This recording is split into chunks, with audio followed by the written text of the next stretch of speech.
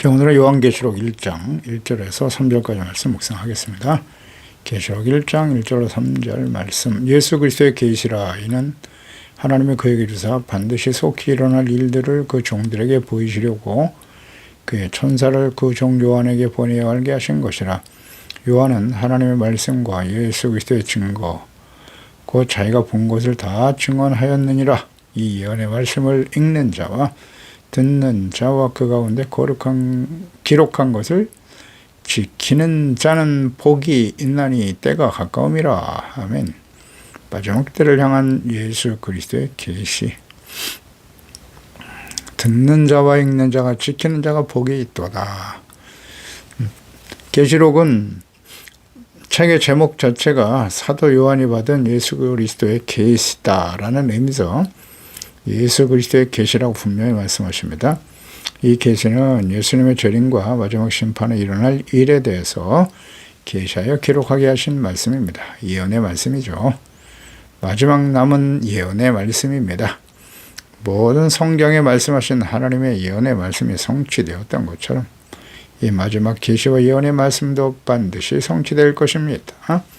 계시는 헬라어의 아포칼립시스죠. 감춰져 있는 것을 열어서 보여준다는 뜻입니다. 밝히 드러낸다는 뜻이에요. 그러니까 마지막 때 일어날 예언과 계시의 말씀입니다.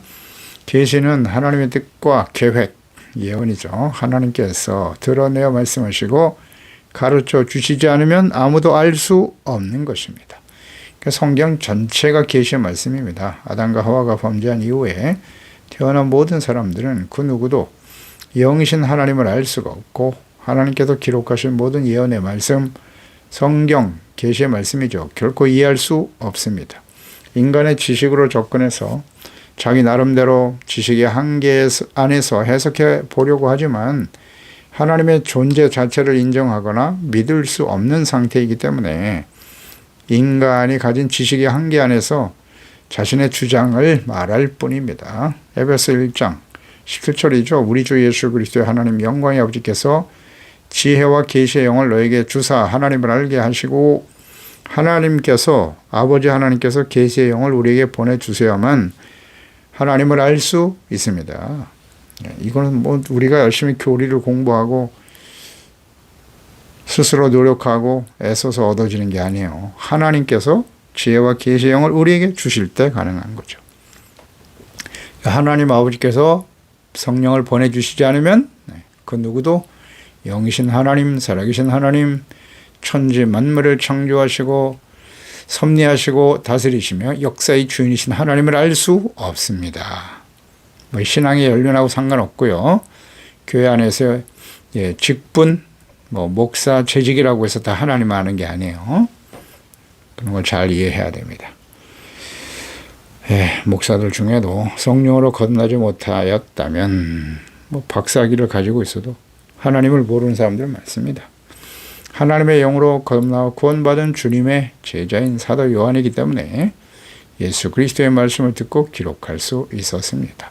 따라서 성령으로 거듭나지 못한 하나님의 자녀가 아니라면 계시록의 말씀은 결코 이해할 수 없습니다. 믿을 수도 없겠죠. 그래서 이 말씀을 듣고 깨닫고 지켜 순종하는 사람, 지키는 사람, 아무나 할 수 있는 게 아니에요. 성령으로 거듭나 하나님의 자녀들이기 때문에 복이 있는 것입니다. 그러니까 성령으로 거듭나지 못하고 충만하지 못한 사람들이 계시록을 이해할 수도 없지만 그런 사람들이 인간적인 지식과 목적을 가지고 해석하고 가르치는 것 매우 위험하고요. 대부분 거짓 이단들이 많습니다. 요한계시록은 다른 성경과 같은 하나님의 계시의 말씀이지 또 특별히 그 내용이 어려워서 특별한 능력과 지식이 필요하고 또 그런 지식과 지혜와 능력, 특별한 능력이 있어야만 이해할 수 있는 그런 어려운 말씀은 또한 아닙니다. 하나님께서 하나님의 자녀들이 들을 수 있도록 기록하신 말씀이에요. 하나님의 자녀들이 알 수도 없는 말씀을 하셨을까요?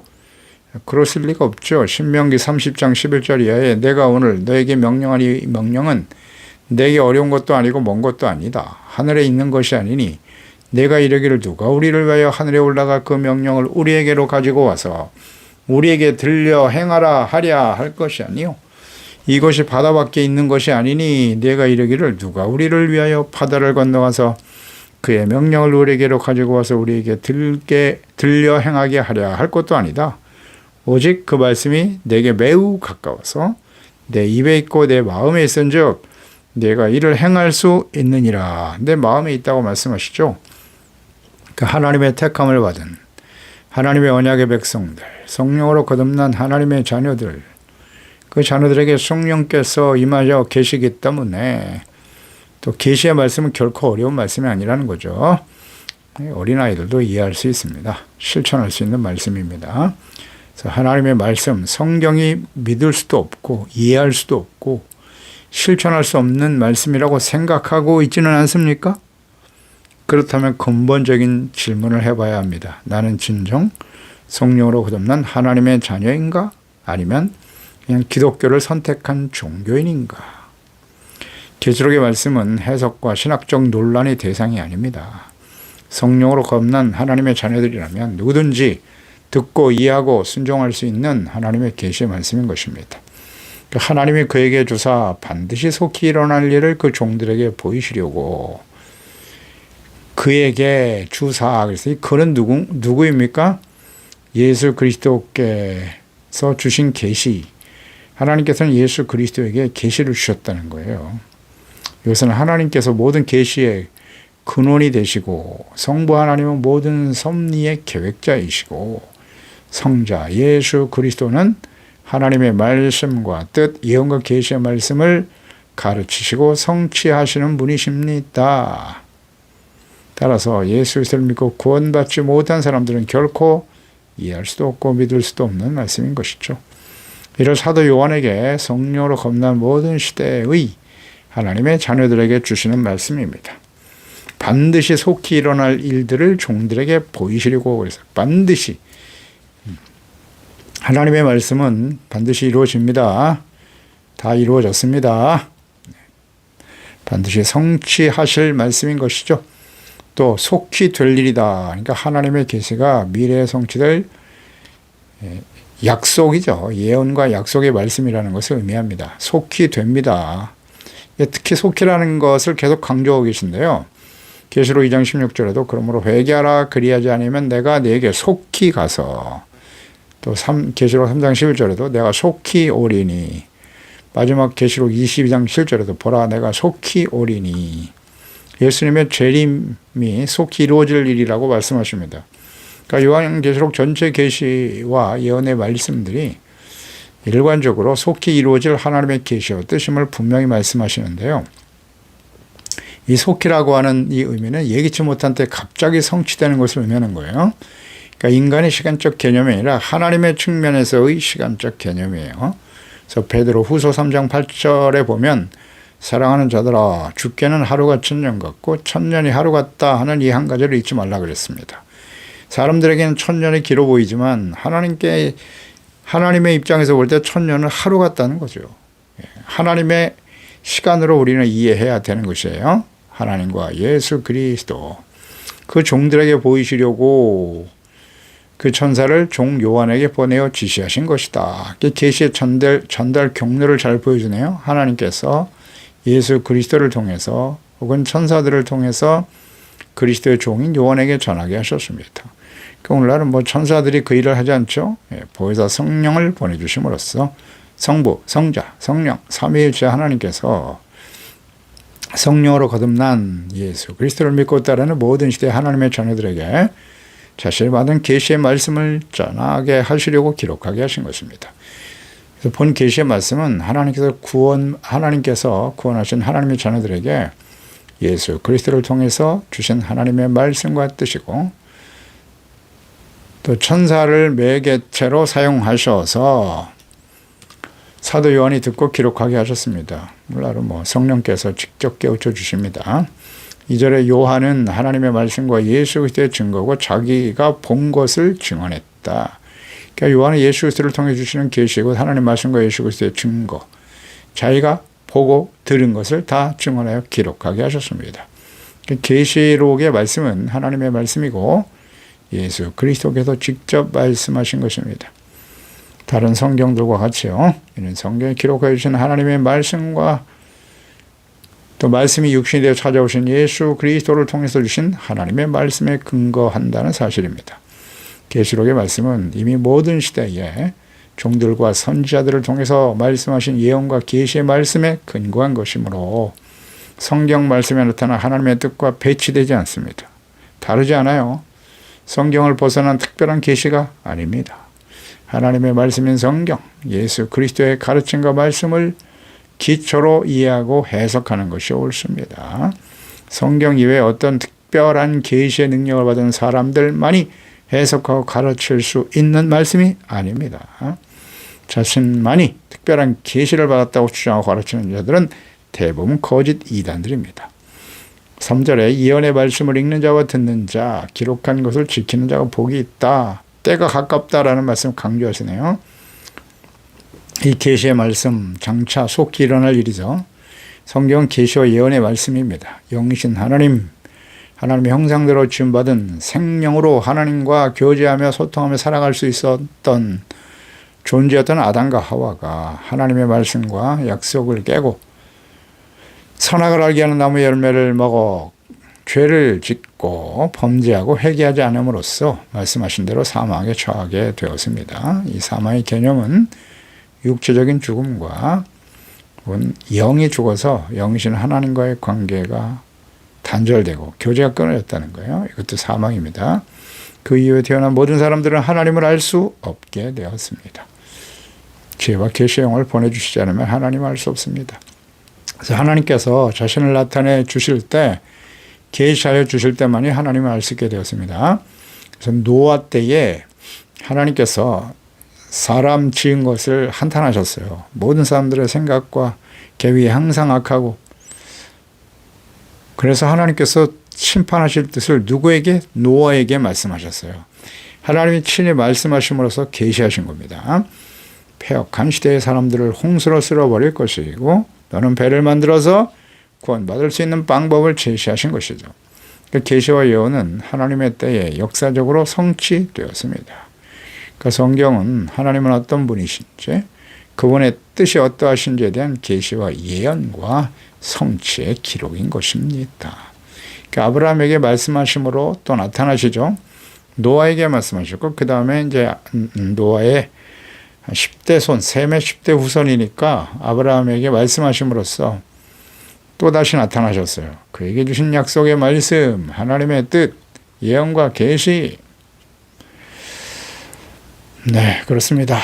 노아가 960세를 살았는데요. 아브라함이 태어날 때 노아가 살아 있었어요. 네, 한 50세까지, 50여 세까지 노아가 살아 있었습니다. 창세기 12장 1절 이하에 여호와께서 아브라함에게 이르시되 너는 너의 고향과 친척 아비의 집을 떠나라. 너에게 보여줄 땅으로 가라. 내가 너로 큰 민족을 이루게 될 것이다. 복을 주어 내 이름을 창대케 할 것이다. 너는 복의 근원이 된다. 라는 말씀하셨죠. 그러니까 아브라함에게 주신 이르시되, 이것이 계시와 예언의 말씀인 것입니다. 그러니까 하나님의 말씀과 뜻, 듣고 믿어 순종하는 자에게 주신 약속과 성취인 것이죠. 그러니까 하나님께서는 말씀을 통해서 자신의 뜻을 전하시는 거예요. 계획을 미리 말씀하시고 그대로 성취하시는 살아계신 신실하신 하나님이신 것입니다.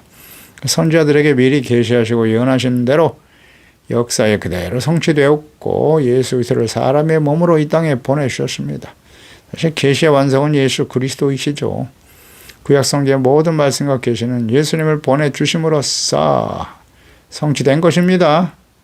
온전히 이루셨습니다.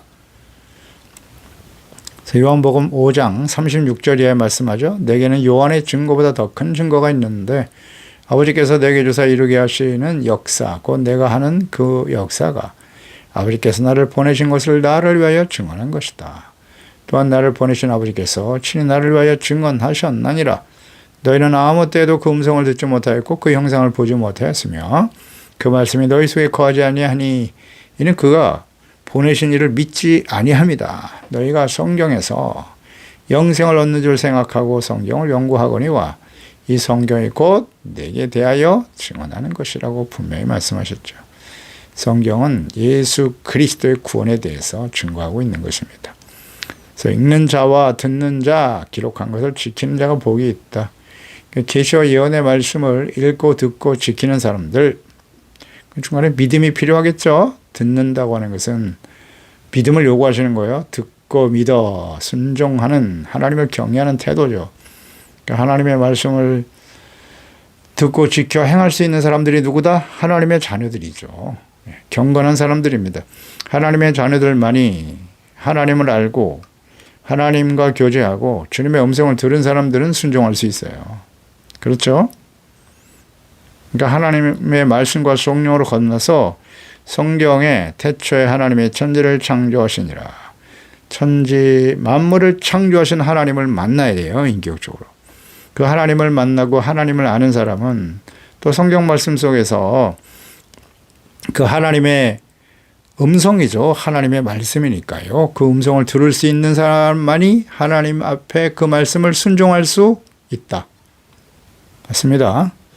그게 정말 복 있는 사람입니다. 말씀을 듣고 자신의 생각을 처소복종시키고 잘못을 돌이키고 용서받고 하나님의 말씀과 뜻을 따르는 사람이 복 있는 사람이죠. 아멘입니다. 그게 하나님과의 인격적인 교제와 인도하심을 받는 사람 아니겠습니까? 시편 1편이죠. 복 있는 사람은 누구냐? 악인의 꾀를 따르지 않는 것이고 죄인의 길에 서지 않는 것이고 오만한 자들의 자리에 앉지 않는 것이다. 그러기 위해서는 오직 여호와의 율법을 즐거워하여 주야로 묵상하는 사람이죠. 이런 사람이 복이 있는 사람이에요. 이런 사람들은 하는 모든 일이 다 형통하게 되더라. 복 있는 사람입니다. 그리고 하나님의 말씀을 즐거워하고 묵상하는 사람이에요. 하나님의 뜻을 잘 알고 있는 것이죠. 신명기 30장 15절 16절에 보면 보라 내가 오늘 생명과 복과 사망과 화를 내 앞에 두었는데 내가 오늘 내게 명령하여 내 하나님 여호와를 사랑하고 그 모든 길로 행하며 명령과 규례와 법도를 지키라 하는 것이다. 그리하면 조건절이죠. 내가 생존하며 번성할 것이고 내 하나님 여호와께서 내가 가서 차지할 땅에서 내게 복을 주실 것이다 라는 말씀하셨죠. 선택하라는 겁니다. 생명, 복, 사망과 화를 너희 앞에 두었다. 그러니까 생명과 복을 누리려면 어떻게 하면 돼요? 명령하여 하나님이 명하신 명령과 규례, 법도를 지키라. 순종하면 되는 거예요.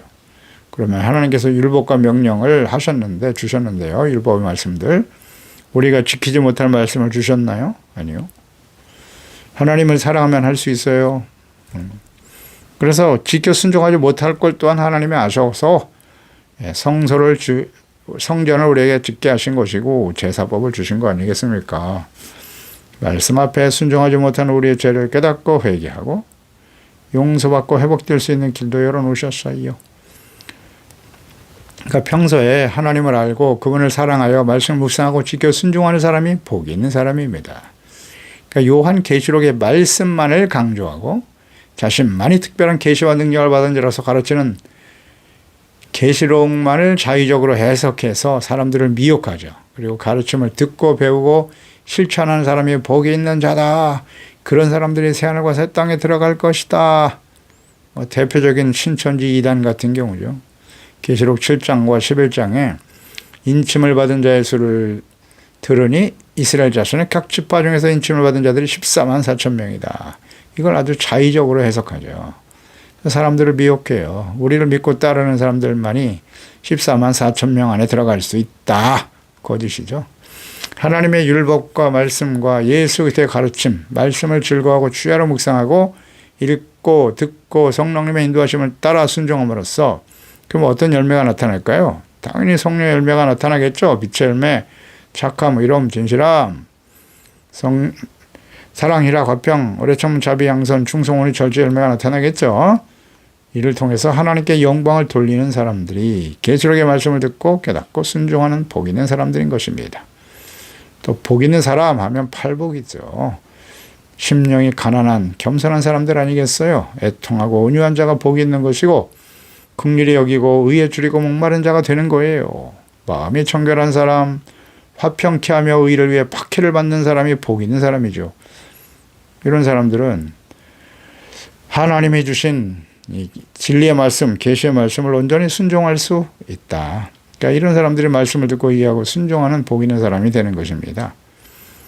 그러니까 성령의 열매가 없는 사람이 계시록의 말씀만을 듣는다고 해서 복이 있는 것은 아니다. 계시록의 특별한 계시를 너만이 알고 있으니 내 말을 듣고 믿고 따르는 자가 복이 있도다. 그렇지 않아요. 계시록의 말씀은 하나님께서 구약과 예수 그리스도가 이 땅에 오셔서 가르치신 모든 말씀들과 동일합니다. 그 말씀을 제대로 이해하지 못하고 믿고 따르지 못하는 사람이 계시록을 이해할 수 없다. 순종할 수도 없겠죠.